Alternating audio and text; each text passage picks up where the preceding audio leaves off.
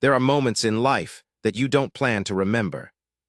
You're just standing somewhere, a street corner, a bus stop, a patch of pavement in a city that doesn't belong to you, and something happens in front of your eyes that quietly rewires something inside you. You don't have words for it right away. You just stand there, blinking, trying to process what you just saw. That's what happened to me on a Thursday morning in late October, outside the gates of St. James's Palace. I want to be clear about something before I go any further. I'm not a journalist. I'm not someone who works in media or writes things for a living. I'm a retired schoolteacher from Coventry who was visiting London for a long weekend with my sister, Margaret. We'd done the National Gallery the day before, had overpriced soup near Covent Garden, and argued about whether the Tube was better or worse than the last time we'd visited, which was probably 2019. Normal stuff, tourist stuff. We had no particular reason to be on that stretch of road at that specific time. Margaret wanted to walk through St. James's Park because the weather, for once, was holding. October in London usually means drizzle and a kind of gray that settles over everything like a damp cloth. But that Thursday the sky had gone pale blue, almost white near the horizon, and the leaves in the park were doing that thing they do in autumn where they look almost lit from underneath. Amber. Copper. That deep, dark red that you only ever see for about 3 weeks a year before everything turns brown and falls off. We walked through the park, past the pelicans and the little lake, and came out near the mall. The flags were flying. There were tourists everywhere, Japanese families with big cameras, American couples in matching trainers, school groups with lanyards and clipboards. The usual London Thursday. We crossed over toward St. James's Palace, not Buckingham, which most people go to, but St. James's. It's older, quieter, more tucked away. The brickwork is Tudor, all dark red and weathered, and there's something about standing in front of it that makes the city feel like it has layers, like you're pressing your hand against something that goes very, very deep. There were 2 guards on duty at the main gate. Tall, immaculate, the full uniform, the bearskin hats, the red tunics, the polished boots. One of them was stationed to the right, absolutely motionless. The other, and this is the one I want to tell you about, was at the left post. His name, I later found out, was Corporal Edmund Parish, 29 years old, 6 years in the household cavalry, from a small town in Wiltshire that I'd never heard of. But standing there that morning, I didn't know any of that. I just saw a very tall young man in a ceremonial uniform, standing as still as stone, eyes forward, chin up, doing exactly what those guards always do, exactly what they're trained to do. I noticed him the way you notice a painting on a museum wall, briefly, with a kind of detached appreciation, before you move on to the next thing. I almost moved on. I almost walked straight past him, and spent the rest of that Thursday looking at autumn leaves and complaining about the price of coffee. But Margaret stopped to take a photograph. She wanted to get the full facade of the palace with both guards in the frame. So we stopped. And because we stopped, I was still standing there, maybe 15 feet from the left gate when the taxi appeared. Let me describe the road. Marlborough Road runs along the east side of St. James's Palace, connecting Pall Mall to the mall itself. It's a working road, not a pedestrian area, though tourists frequently treat it like one. There are railings along parts of it, and a pavement, but the space directly in front of the palace gates is a bit ambiguous. There's foot traffic that spills off the pavement, and a narrow lane where vehicles occasionally pass. The taxi, a black cab, the classic London kind, was coming from the Pall Mall end, moving at normal city speed. Not racing, not reckless, just driving. And the girl was standing in the road. I say girl, she was probably 19 or 20, slight, dark coat. She had a collapsible white cane in her hand, one of the long ones that visually impaired people use to navigate, but it was partially folded and pressed under her arm rather than extended. She had earbuds in. She was completely unaware. She had stepped off the curb, probably following the sound of other footsteps, or maybe just misjudging the edge. And she was standing roughly 3 feet into the road, facing slightly the wrong way, not toward oncoming traffic, but slightly diagonal, like she'd drifted mid-step. The taxi driver saw her. I could see the brake lights flash, but the distance, it wasn't much, maybe 30 yards, and the time, there wasn't enough of it. The crowd around me was doing what crowds do. That collective freeze. The breath held. A woman somewhere to my left made a sound, not quite a scream, more like a sharp intake, a sound that means something is about to go wrong. I don't know exactly when Corporal Edmund Parish moved. I didn't see the beginning of it. One moment he was a statue, utterly still, spine straight, arms at his sides, and the next he was in the road. He covered the distance in, I want to say, 2 seconds, maybe less. He moved with a kind of deliberate, mechanical speed that didn't look like panic. It looked almost calm. Which sounds impossible, but that's what I saw. He moved like someone executing a plan he'd already thought through, even though there was no time to think. He reached her with his arm extended, and he didn't grab her the way you might expect, roughly, urgently. He caught her by the upper arm and pivoted, turning her in one smooth motion so that he was between her and the taxi, his own body taking the position closest to the road. The taxi stopped. Not a collision, not even close in the end. The driver had been braking the whole time, and when Parrish moved her clear, the cab was already slowing. It came to rest maybe 5 or 6 feet from where they were standing, the engine still running, the driver sitting there gripping his wheel. The whole thing took, I've thought about this a lot since maybe 4 seconds. From the moment I registered she was in the road to the moment she was safe. 4 seconds. Then Parrish was walking her to the pavement. And here's the part that's hard to describe, without sounding like I'm exaggerating. He walked her to the pavement, made sure she was steady on her feet, and then he walked back to his post. Back to his post. He was in position again, spine straight, chin up, eyes forward within 30 seconds of stepping out of that guardhouse alcove. The bearskin hat was slightly crooked, just slightly. I don't think he'd noticed. The girl stood on the pavement, her cane now fully extended, one hand pressed to the front of her coat. Her earbuds had come out, one was dangling against her shoulder. She was very still, processing.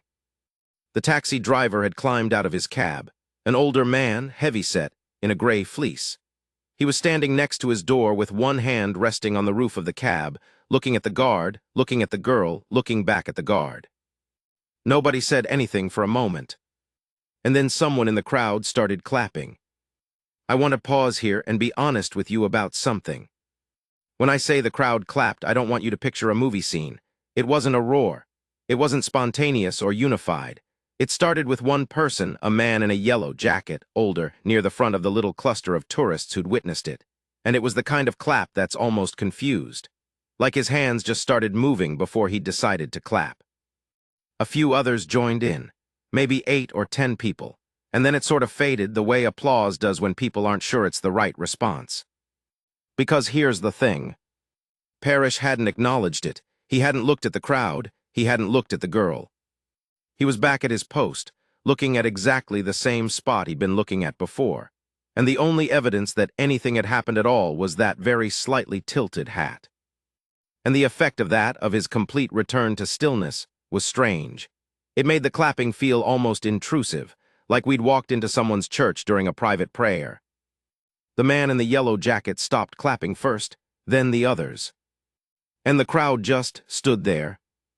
I stood there too. Margaret had lowered her phone. She hadn't taken the photo she'd wanted.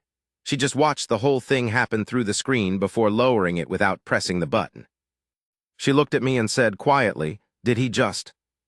"Yes," I said. We stood there a bit longer, I'm not sure why. The girl with the cane, she was talking to someone now, another tourist who'd come to check on her. A young woman, maybe a backpacker, with a North European look about her, tall, blonde, very practical looking. She had her hand on the blind girl's arm and was talking to her. The blind girl was nodding slowly, her head slightly turned the way people sometimes turn when they're processing something auditorily, taking it in. The taxi driver was still standing by his cab. He was looking at the guard, just looking. I watched him take a step toward the guardhouse. Then stop. Then look again. Like he wanted to say something and didn't know if he was allowed. And that was the thing that got me actually, that detail right there. The taxi driver, standing next to his black cab in the middle of Marlborough Road, unsure if he was allowed to thank the person who just, quite possibly, prevented him from being involved in the worst moment of his professional life. Because you don't speak to the guards. That's the rule. That's what everyone knows. They don't respond, they don't engage, they don't break. That's the whole point of them. And Parrish was standing there demonstrating that rule in real time, back at his post, still, silent, eyes forward, as if the last 90 seconds had been entirely unremarkable. Eventually, the taxi driver got back in his cab. He sat there for a moment. Then he pulled around slowly and drove on. The crowd began to disperse. Margaret tugged my sleeve gently and said we should find somewhere to sit down. I think she needed a cup of tea. I think I did too. But before I turned to leave, I looked back at Parrish once more. He was exactly as I'd first seen him, motionless, immaculate, the hat still very slightly off-center. I thought about whether I should say something to someone, whether there was a person to report it to, not in a complaint sense, but in an acknowledgement sense, whether there was any mechanism by which what I'd just seen could be formally recognized, or whether it would simply dissolve into the morning like it had never happened. I didn't do anything. I walked away with my sister. But I kept thinking about it all day, over the tea, over lunch, on the tube home. That night, lying in the hotel bed, listening to London traffic outside the window. I kept coming back to the hat. Just slightly tilted, just by a centimeter or two, not enough that he'd have noticed immediately, not enough that anyone else would have pointed it out. It's not the sort of thing a tourist is going to walk up to a household guard and mention. But it was there. And to me, it felt like the only outward evidence in the world that something extraordinary had occurred, that a man in a ceremonial uniform had broken from a 100-year-old protocol and moved through traffic and put his body between a taxi and a stranger he'd never met. Just a tilted hat. That was all that was left of it. But the story doesn't end there. Because what none of us standing on that pavement knew, not me, not Margaret, not the taxi driver, not the man in the yellow jacket, not the backpacker girl who'd come to check on the blind girl, was why. Not just why in the trained sense, not just because he was a soldier and soldiers respond, but why in the specific sense, the personal sense. That part came later, and when it did, it changed everything about what I'd seen. 3 days after I saw it happen, I was back home in Coventry. Margaret had already told the story twice, once to her husband over the phone that evening, once to her neighbor when she got back. I'd told it once to my daughter who was visiting for Sunday dinner. She'd listened carefully, the way she does, and then said, "Did you get a video?" I hadn't. Neither had Margaret. "Shame," my daughter said. "That would have gone everywhere." I thought about that afterward, about how the first instinct now for almost everyone is to record it, to capture it, to make it transferable, and how in not doing that we'd somehow kept it more whole. The thing itself had happened and we'd seen it with our own eyes, and it existed now only in whatever we were able to carry away from it in our memories. That felt both inadequate and somehow right. I didn't think about it much more after that. Life reasserts itself. School governors' meetings, the boiler service, a prescription to collect. The Thursday in London folded itself into the past, and I let it go there. Then, about 10 days later, I got a message from Margaret.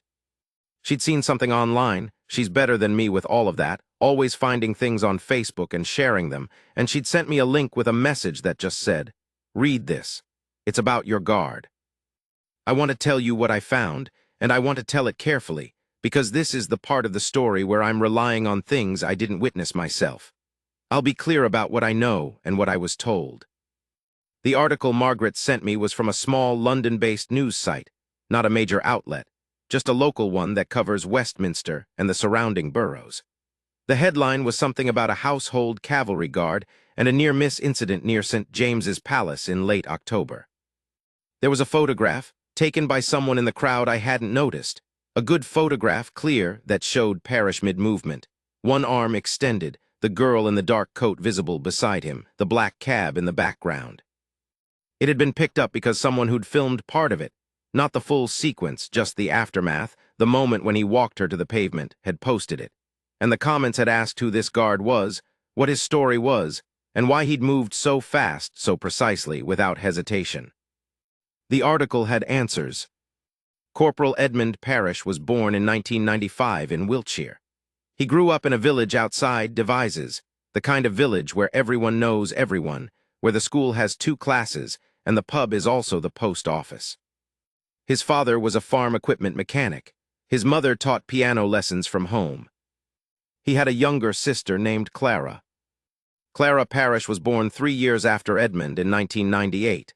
She was born with a condition. I won't pretend to be medical about it. The article didn't go into great technical detail that progressively affected her vision through childhood. By the time she was 12, she had significant visual impairment.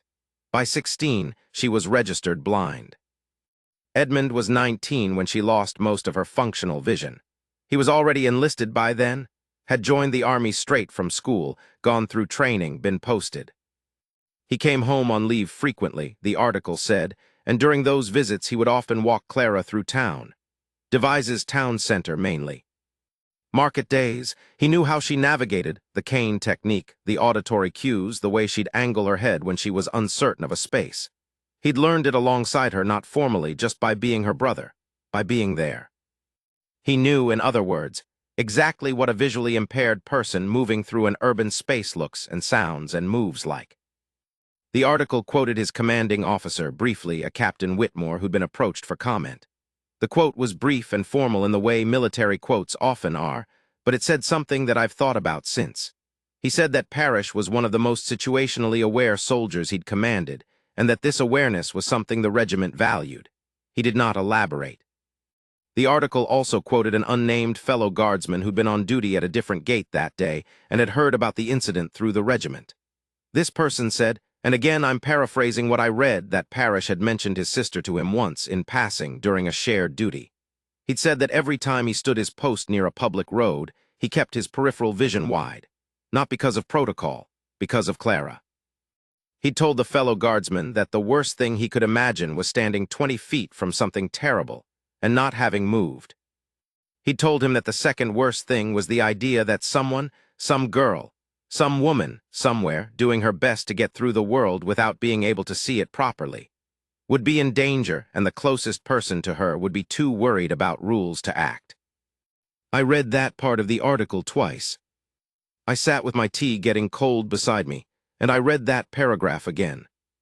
The second worst thing was the idea that someone would be in danger, and the closest person to her would be too worried about rules to act.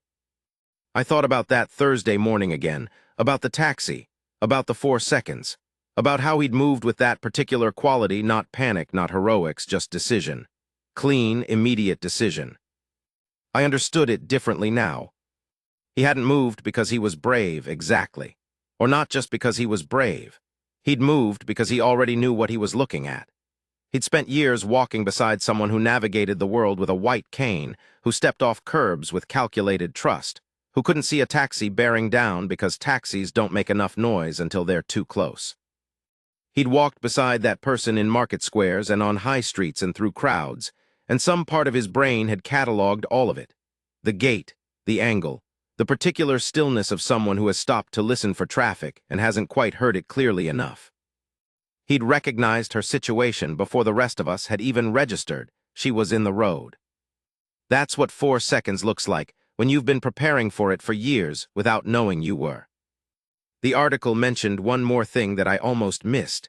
It was near the bottom, almost a footnote. The girl's name was Amara Osai. She was 20 years old. She was a music student at a conservatoire in London, which explained the earbuds, presumably someone listening to music or a lesson recording on a walk. She had a retinal condition that had been diagnosed at 17 and had worsened over the past 2 years. She was not fully blind. She had some peripheral light perception, but her functional vision in central and direct sight was severely compromised. She had spoken to the news site briefly. She said she hadn't fully understood what had happened until someone explained it to her after the fact. She said she'd felt a hand on her arm, very firm but not rough, and then the sound of the taxi braking, and then she was on the pavement. She said it had happened so fast that her brain had initially framed it as a trip or a stumble, and it was only when the other woman, the backpacker, had explained it that she understood. She had asked, apparently, which guard it was, whether she could find out, whether there was any way to speak to him. The article didn't say whether that had happened. I hoped it had. I want to stay with the scene for a moment, because there's something I didn't tell you earlier. Something I noticed at the time but didn't know what to do with. When Parrish walked her to the pavement, those few steps, his hand on her arm, he said something to her. I was close enough to see his mouth move, not close enough to hear what he said over the general noise of the street. But he said something. A sentence, maybe two. He was leaning very slightly toward her, not in an intrusive way, but in the way you lean when you want to be heard clearly, the way you talk to someone who's relying on sound. And Amara, she nodded, a slow nod, the kind of nod that means I've heard you, not just I understand. I've thought about what he might have said. I've imagined different versions of it. Maybe it was just practical. You've stepped into the road. There was a taxi. You're safe now. Stay on the pavement. Clear, direct, informational. The soldier in him. Maybe it was something simpler. Maybe he just said you're all right. Those two words, because sometimes that's the whole thing. I don't know. I'll never know. That exchange belongs to the two of them. But whatever it was, she nodded. And then he was gone, walking back to his post, shoulders square, boots precise on the road's surface. And she stood there with one hand on her coat and her cane fully extended now. And the backpacker was next to her. And the crowd was beginning to move again, and the October sun was still doing its pale, tentative thing over the rooftops. I've been a teacher for 31 years. Before I retired, I taught English and history to secondary school students, which means I've spent 3 decades trying to help young people understand that actions have context, that moments have roots, that the thing you see happening in front of you is almost never the whole story. I used to say to them when we were discussing historical events or characters in novels, what made this person able to do this at this moment? Not just what did they do, but what in them, what in their history, what in the particular grain of who they were, made this the thing they did when the moment came. Standing outside St. James's Palace on a Thursday in October, watching a household cavalry corporal walk back to his post with a slightly tilted bearskin hat, I had just witnessed the answer to that question in real time. What made him able to do it was Clara. Not training alone, not protocol, not even bravery in the pure abstract sense. It was the years of walking beside his sister in a world built for people who can see. The market days, the high streets, the careful, unhurried attention of a brother who had learned, without being taught, how to hold the world a bit more steady for someone navigating it in the dark. That was what I saw, even before I knew it. The body knows things the conscious mind hasn't caught up with yet. His body had known what to do because his heart had been doing it for years. There's one more moment from that morning that I want to tell you about, the one that, in some ways, I find hardest to explain. After the crowd had dispersed and Margaret and I were walking away down Marlborough Road, I turned back once, just once, a quick glance the way you do. Parrish was still at his post, still straight, expressionless. A tourist couple had stopped in front of him and were posing for a photograph. The woman was grinning, holding up a peace sign. The man was angling his phone. Parrish didn't flinch. He stood there and let them take their photo, and he looked exactly the same as he had at the beginning of the morning before any of this had happened. But here's what I noticed, and I noticed it clearly because by then I was looking for it. His head was very slightly turned. Not toward the camera, not toward the couple posing. Toward the pavement where Amara had been standing. Just by a degree or two, just enough. She was gone by then, of course. Long gone. Off down the mall somewhere, cane extended, earbuds probably back in her ears. But he was checking, or maybe he was just remembering, in the way you do when someone reminds you of someone else. I turned back around and kept walking. And that was the moment, I think, that the whole thing settled into something I knew I'd carry for a long time. I almost didn't write any of this down. That's the truth of it. For weeks I just held it in my head, the Thursday, the taxi, the hat, the article about Clara, and I wasn't sure what to do with it. It felt like it didn't belong to me. Like the story was Parrish's or Amara's or Clara's, and me writing it down was somehow presumptuous. Like I was taking something that happened in front of me and claiming ownership of it just because I'd been standing in the right place at the right time. My daughter, when I told her this hesitation, said something practical. She said that the people who witness things have a responsibility to say what they saw, and that there's nothing presumptuous about honesty. She was right, she usually is. So here's what I want to say, now that I've told you the sequence of events, the what and the why and the context. I want to talk about what it means, or what it meant to me, which is a different and more modest thing. We talk a lot as a society about quiet heroism. It's a phrase that gets used frequently, sometimes cheaply, attached to things that are admirable but not quite heroic, stretched to cover acts of ordinary decency to make them sound more impressive. I've done it myself. I'm aware that language inflates things. But I've been trying to find the right word for what Edmund Parrish did on that Thursday morning. And heroism, quiet, private, unannounced heroism, is the closest I can get without doing the thing a disservice. He broke from his post, that's significant. Those guards are trained to remain stationary, to be in the ceremonial sense something close to architecture, fixed, permanent, impervious to the noise and movement of the city around them. The protocol exists for reasons. It has dignity, and breaking it, even for the right reason, is not a trivial act. It's a decision made against training, against expectation, against the very image that the role projects. He made that decision in under a second. And then he went back. That's the part that keeps coming back to me. He went back to his post. He didn't wait to see if people clapped. He didn't look around. He didn't exhale visibly or shake his hands out or do any of the things a body naturally wants to do after a rush of adrenaline. He went back to his post and he stood there, and he was the guard again. There's a kind of discipline in that, a different kind than the ceremonial discipline of standing still for hours on end. It's the discipline of not needing acknowledgement, of doing the thing because the thing needed doing, and that being the entire sufficient reason for it. I don't know how many people have that in them. I know I don't, or not to that degree. A few weeks after the article came out, this would be late November by now, I saw a follow-up piece on the same local news site. Margaret sent it to me, same as before. It was short, 3 paragraphs. It said that Amara Os had made contact with the Household Cavalry Regiment through official channels and had requested to thank Corporal Parrish personally. The regiment had accommodated this, apparently, in a brief informal meeting. The article didn't quote either of them. It didn't describe what was said or how it went. It just confirmed that it had happened and noted that Corporal Parrish had received a commendation from his commanding officer for exemplary conduct and situational response. 3 paragraphs. I read them twice, then closed the window. That felt right somehow. Some things don't need the full treatment. Some things are exactly as long as they need to be. I've thought a lot, since all of this, about what it is that ceremonial guards actually do. The obvious answer is what you see: they stand, they perform. They are part of the living spectacle of a very old institution, and they make the tourists smile and the children point and the cameras click, and there's something real in that.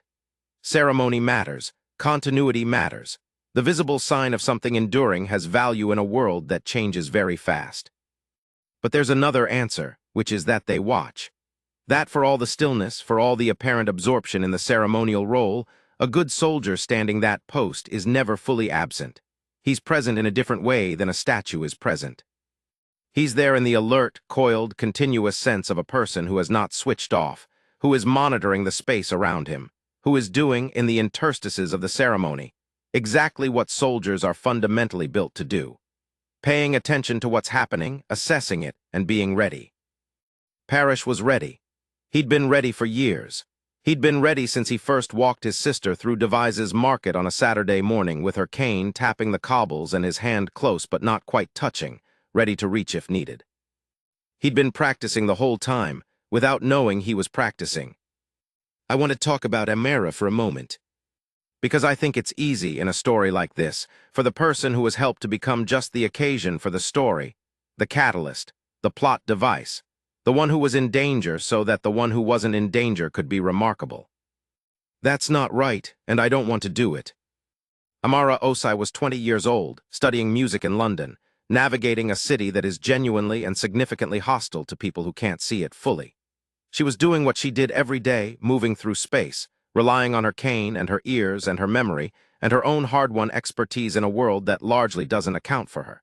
She had earbuds in, yes. Maybe that contributed to the moment. Maybe if she'd been listening more carefully, she'd have heard the taxi before she stepped off the curb. But I'm not going to sit here and say she was careless. I don't know what she was listening to. I don't know how that street sounds to someone with her level of vision. I don't know what signals she was relying on, what calculations she'd made, what the ambient noise was doing to her spatial sense of the road. What I know is that she was managing, that she was out in the world doing the thing, getting herself from one place to another in a loud and complicated city, on a pale October Thursday, with a white cane under her arm and music in her ears, and presumably some place she was trying to get to. And that on that particular Thursday, the world she was navigating had a Corporal Parrish in it, which made the difference. There's something to be said about luck, and something to be said about the architecture of care. The way the presence of one person with the right knowledge in the right place at the right moment can be the difference between a Thursday that ends normally and a Thursday that doesn't. She was lucky, but the luck had a face and a name and a sister called Clara. I went back to London in December. Christmas shopping, mainly. My daughter wanted to visit the markets, and we made a day of it. We didn't go past St. James's Palace. We were in a different part of the city, and there was no particular reason to go. But I thought about it, about whether he'd be there, whether it would be a different guard on the left gate, someone else standing in the same spot.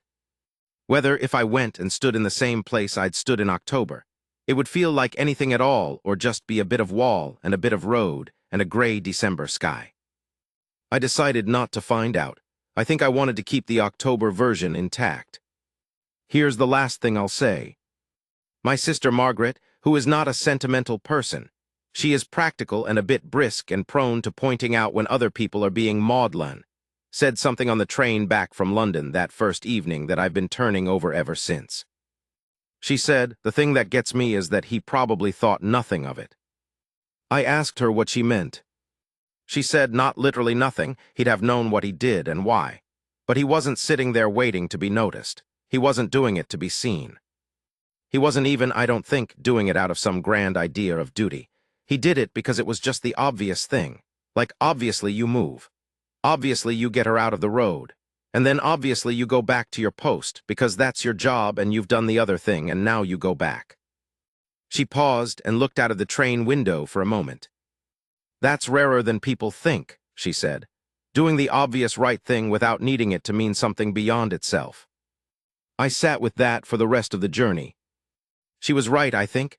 That's what made it what it was. Not the drama of it, and there was drama in those 4 seconds, in the taxi braking and the crowd freezing and the body stepping into the road. But the drama wasn't the point for him. For him, I think, the point was just, she was in the road and now she's not. He did what he was built to do, not by the army, but by life. By Clara.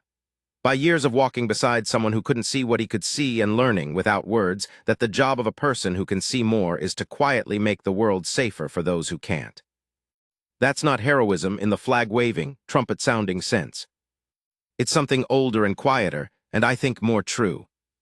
I don't know what Corporal Parrish is doing now, whether he's still stationed at St. James's, whether he ever knew that someone wrote this down, whether Clara knows her brother's been carrying her through his work in ways she never asked him to. I hope she does. I hope she knows that a morning in October, outside a palace in London, her brother stood his post, and then, for 4 seconds, he stood a different one that mattered in a different way. And then he straightened up and went back and stood still. Just his hat slightly tilted. Just the pale October sun. Just a girl on the pavement, safe, with her cane in her hand, and the whole noisy world around her. Just that, which was, on that Thursday, everything,